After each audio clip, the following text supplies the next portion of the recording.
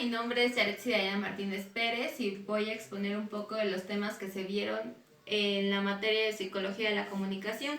Y el primer tema que se expuso fueron las influencias culturales. En este tema nos hablaba de qué es la cultura, y la cultura es un conjunto de formas que una sociedad utiliza para regular el comportamiento de los individuos que conforman esta misma. También nos habla sobre el estudio de la cultura nos revela que los individuos tenemos comportamientos básicos tales como el hambre, la sed, el deseo sexual y la necesidad de abrigo. También nos hablaba sobre la influencia de la cultura en nuestra conducta. Y bueno, aquí la cultura que tenemos en el lugar donde vivimos influye mucho en la conducta que tenemos en la sociedad, ya que no es la misma cultura que yo tengo aquí que los que viven en Coahuila. Y así, dependiendo del lugar donde vivimos, nuestra cultura va a influir en nuestra conducta con los demás. Otro ejemplo podría ser la alimentación, cómo influye en nuestra cultura, en nuestra forma de alimentarnos. Y nos hablaban de 3 ejemplos, que es en la cultura alimentaria de Norteamérica. Y debido a que ellos viven un poquito más a prisa, siempre andan de aquí para allá, su cultura alimenticia es más de comida rápida, porque se les hace muy fácil que van al trabajo y ya se les hizo tarde, nada más pasan al McDonald's o no sé, a algún restaurante de comida rápida. Y esto ha provocado que Estados Unidos sea uno de los principales países en obesidad. También nos habla de la cultura alimentaria en China, y es que para ellos la comida es algo muy especial, ya que de una manera exagerada ellos ven el momento de la comida como una religión. Y en la antigüedad los chinos decían que para el pueblo la comida era tan importante como el cielo. También en México, la cultura alimentaria en México ha sido una de las que ha venido de generación en generación, desde la antigüedad, desde la prehistoria.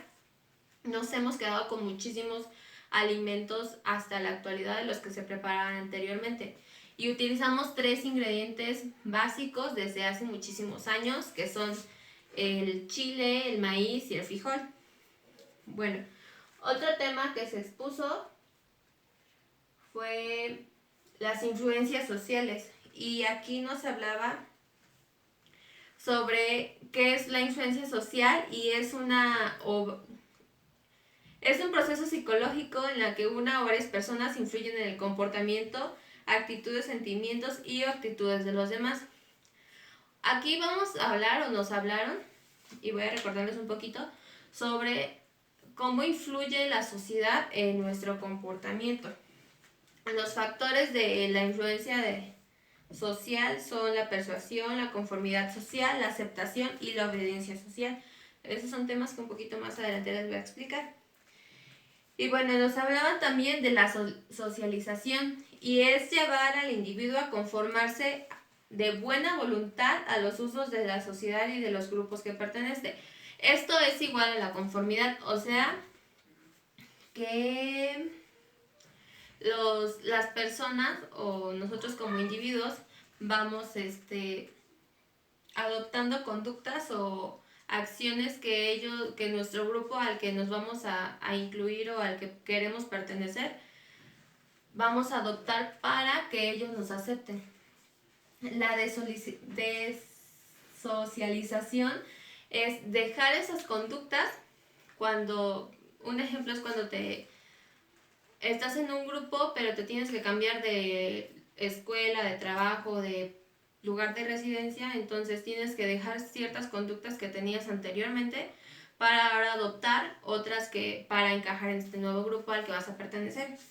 La resocialización son las conductas que vamos adquiriendo durante el paso del tiempo. Y un ejemplo que nos ponían era el del refresco, que a los niños, por ejemplo, desde chiquitos se les va enseñando a consumir este tipo de bebidas, en vez de enseñarles a tomar agua o cosas saludables, les enseñamos el refresco. Por eso nos ponían el ejemplo de Chiapas, que es el principal consumidor de Coca-Cola adelante de Estados Unidos. Y nos habla también de los primeros contactos sociales.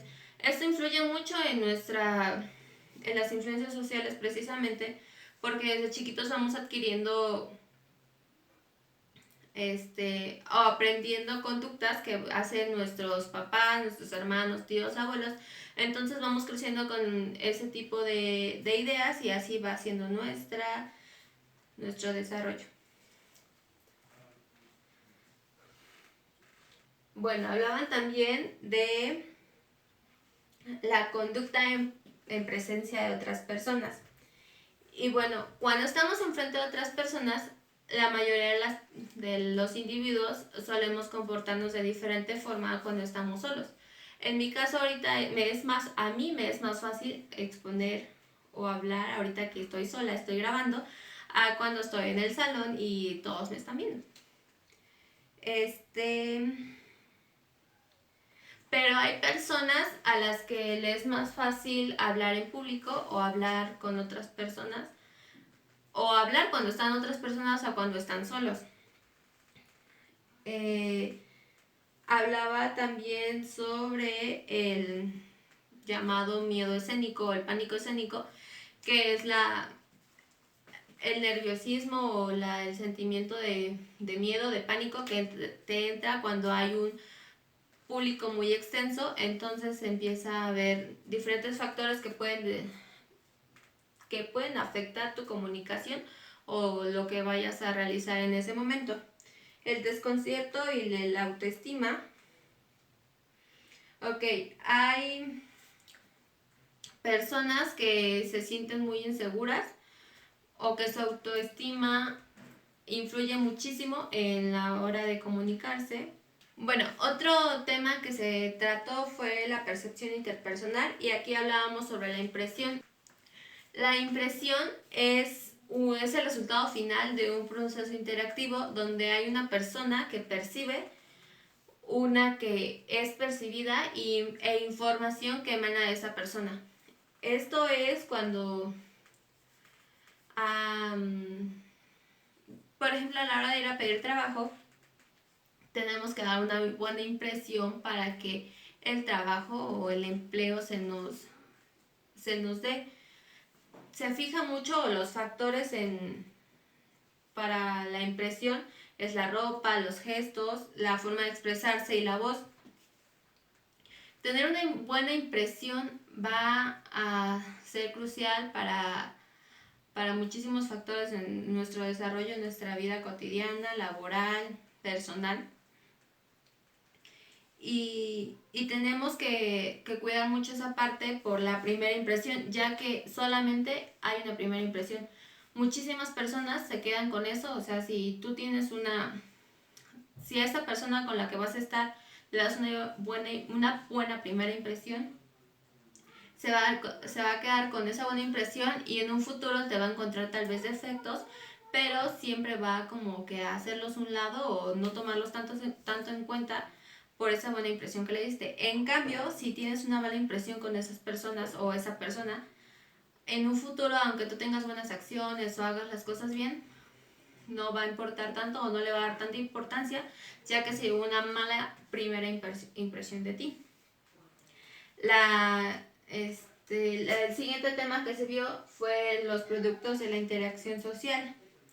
Hablábamos de la conformidad y el conformismo con la conformidad es el grado hasta el cual miembros de un grupo social cambian su forma de pensamiento, de comportamiento y de opiniones y de actitudes para pertenecer al grupo que quieren.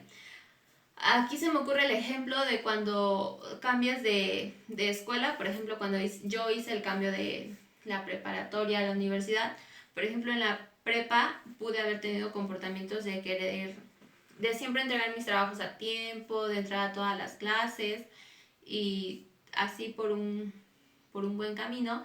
Y cuando entré a la universidad por ejemplo, no es mi caso, por querer pertenecer a un grupo. En mi grupo tal vez mis compañeros no querían entrar a clase o decían que para qué entregamos trabajo si no importaba. Entonces, para que yo me sintiera parte del grupo o para que me aceptaran, yo empecé a hacer lo mismo. Me empecé a salir de mis clases, no entraba a ellas, no entregaba mis trabajos a tiempo. Entonces me empecé a ser conformista. Repito, no es mi caso, pero es un ejemplo. Y la obediencia no es nada más que la respuesta a la autoridad. Al igual que el conformismo, la obediencia puede ser cruel y destructiva, ya que hay personas tan obedientes que no les importa que lo que les están mandando a hacer o lo que les están poniendo como sus autoridades los vayan a dañar muchísimo. Entonces ellos lo hacen y pues no está bien, puede ser destructiva. Sí hay que ser obedientes, pero a un nivel y siempre fijándonos que no nos vaya a dañar a nosotros. Y pues esto sería todo. Espero que me haya entendido un poquito y deseo que esté muy bien. Y gracias.